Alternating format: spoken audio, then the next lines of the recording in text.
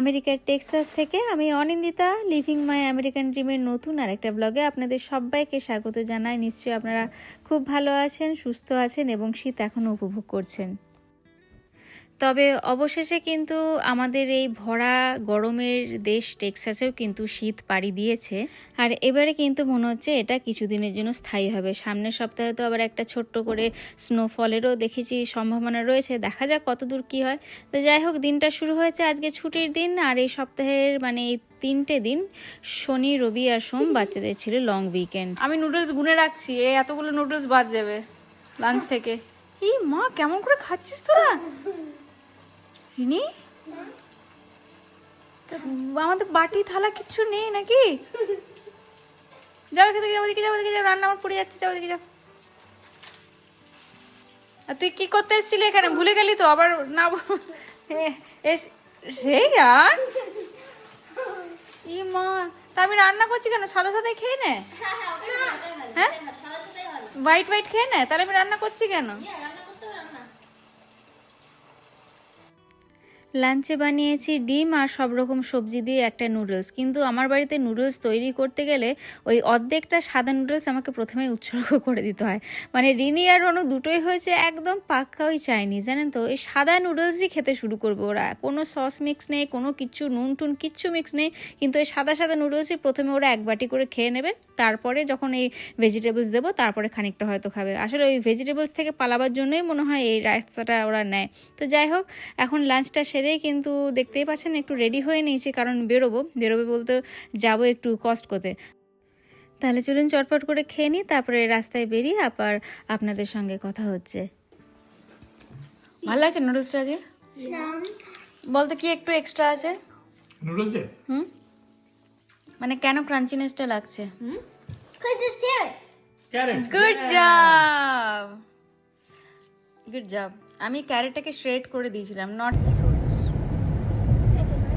Mama, you're watching your phone. Yeah, I am. আর রনটা কেমন দল বদলি করলে দেখলি? ও জাস্ট রিনিকে বলে কি can we watch something else than shorts? যে দেখলো আমি তাকাচ্ছি, মামা দিদি ইজ ওয়াচিং ফোন। ও দিদিকে বলছিল can we see something else other than shorts, okay? আমি যেই রিনির দিকে তাকালাম সাথে সাথে বলছে মামা দিদি ইজ ওয়াচিং ফোন। মানে এত বদমাস হয়েছে না। চলুন, ঢুকে গেছি কস্টকোয়, আর একে একে তো জিনিস নেওয়ার পালা। তবে প্রথমে যে জিনিসটা দেখে থমকালো রিনি সেটা হচ্ছে এই পিয়ানোটার দাম কত বলুন তো? মাত্র $24,000। মানে ওই ইন্ডিয়ান রুপিতে কনভার্ট করলে ওই মাত্র 22 লাখ টাকা। তো যাই হোক, ও সব খালি ধরেই দেখার জিনিস আমাদের, দেখে চলে এলাম এদিকে। আসলে ওটা প্রফেশনাল ছিল, ইয়ামাহা ব্র্যান্ডের, একদম প্রফেশনাল। তো যাই হোক, ওখান থেকে চলে এলাম। আর যে কারণে আজকে প্রধানত কস্টকো আসা সেটা হচ্ছে আগামী সপ্তাহে তুহিন আবার কিছুদিনের জন্য বাইরে যাবে, আর সে সময় বলেছিলাম যে স্নোফল হওয়ার সম্ভাবনা আছে। তো সেই কারণে ওই বাচ্চাদের যে প্রয়োজনীয় জিনিসপত্র, মানে যে দুধ, ব্রেড, যেগুলো ছাড়া ওদের একদমই চলে না, সেইগুলো নিতেই আরও ছুটে আসা। তবে এবার এসে দেখছি কিন্তু ঠান্ডার প্রস্তুতি নেব কি, এখন তো স্প্রিংয়ের প্রস্তুতি চারিদিকে চলছে, চারিদিকে গাছপালায় ভরে গেছে। আর এত বড় বড় দেখতে পাচ্ছেন এই ম্যাজেস্টিক পাম্পগুলো, মাত্র $30 পাওয়া যাচ্ছে। মানে সত্যি দেখে এত লোভ হচ্ছে, কিন্তু বাড়িতে আর রাখবো কোথায়? মানে নিতে গেলে প্রথমে ওই কথাটাই মাথায় আসে যে কোন জায়গাটায় রাখবো। মোটামুটি সমস্ত কর্নার তো ভরে ফেলেছি, তবুও জানেন তো ওই যারা গাছ ভালোবাসে তাদের প্রত্যেকবার ওটাই মনে হয় যে কিছু একটা নিয়ে। আমারও ভীষণ মন করছিল, কিন্তু ভাবলাম যে না, এখন নেব না, এই তীব্র ঠান্ডাটা পেরোক, বরফের সময়টা পেরোক, তারপর না হয় ধীরে সুস্থে এই গাছগুলো তখন না হয় স্প্রিংয়ের শুরুতেই নিয়ে যাব।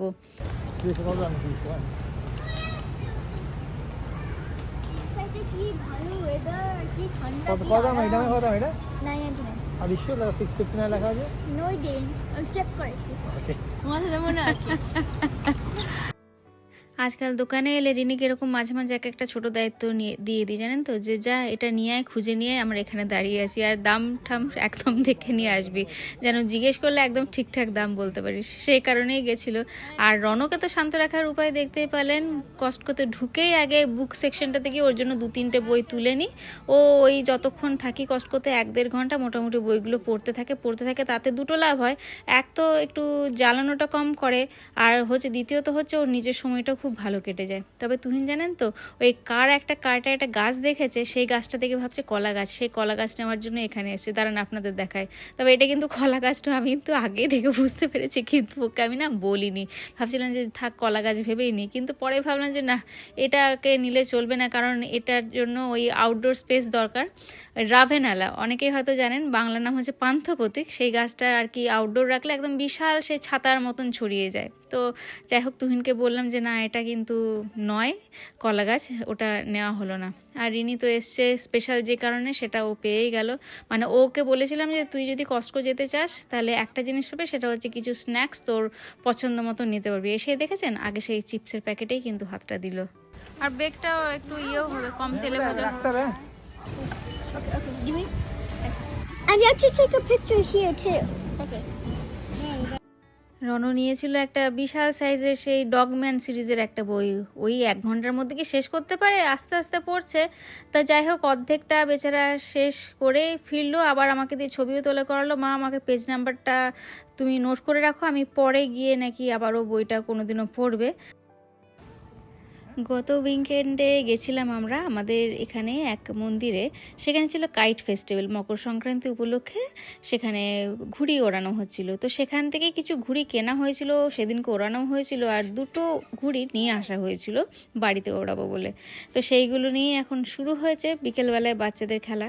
সকালের দিকের ওয়েদারটা বেশ ভালো ছিল জানেন তো, এই কিন্তু ক্রমশ যখন সন্ধ্যেটা নামছে হু হু করে ঠান্ডা ক্রমশ কমছে। এই কদিন টেম্পারেচার এইরকমই, সকালের দিকে ভীষণ ভালো টেম্পারেচার 18-19 ডিগ্রি, আর সেই সন্ধে হতে হতে টেম্পারেচারটা কমে 3-2, আবার কখনো তো মাইনাসেও চলে যাচ্ছে। তো যাই হোক, অনেকক্ষণ ধরে চেষ্টা চরিত্র করার পরে অবশেষে ঘুড়ি তো উড়লো, কিন্তু এমন অবস্থা জানেন, দড়ি ছাড়তে ছাড়তে মানে সুতো ছাড়তে ছাড়তে এমন ছাড়া হয়েছে, লাটাই থেকে সুতো বেরিয়ে কখন যে ঘুড়ি উড়ে আকাশে চলে গেছে, এখন সেটা খেয়াল পড়লো তুহিনের, যখন দেখছে যে লাটাইয়ে আর কোনো সুতো নেই। হয়ে গেল আমাদের ঘুড়ি ওড়ানো এবারকার মতন। যা যা যা যা যা, এ মা, সুতো শেষ হয়ে গেল, এ মা, তো সবাই দূরে গেল রে।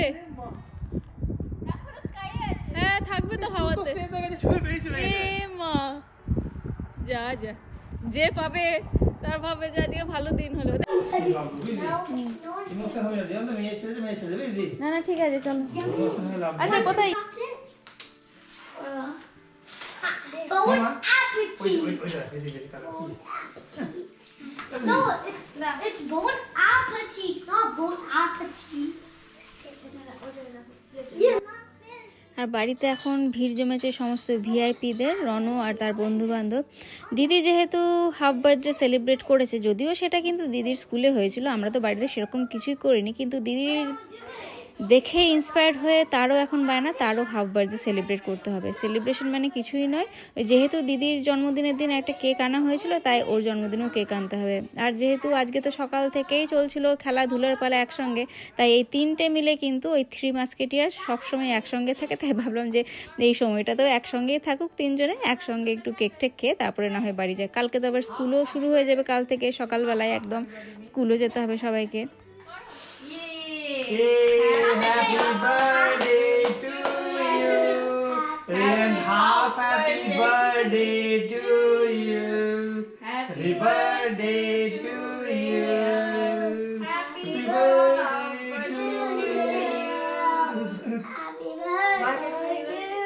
Happy birthday to you. The cake. Wait, I know you're gonna eat the cake. You're gonna eat the cake 2 times. ঠিক আছে, happy. You guys did it. You guys did it. You guys did it. এই যেদিনকে Rini school থেকে এসে প্রথমেই half বার্থডের কথা বলেছিল যে মা জানো আমার স্কুলে হাফ বার্থডে সেলিব্রেট হবে, সেদিনকে মনে হয়েছিল যে একটু বেশি বাড়াবাড়ি ব্যাপারটা। হাফ বার্থডে আবার কি আছে, বছরে তো একবার বার্থডে হচ্ছে, সেটাই কি যথেষ্ট নয়?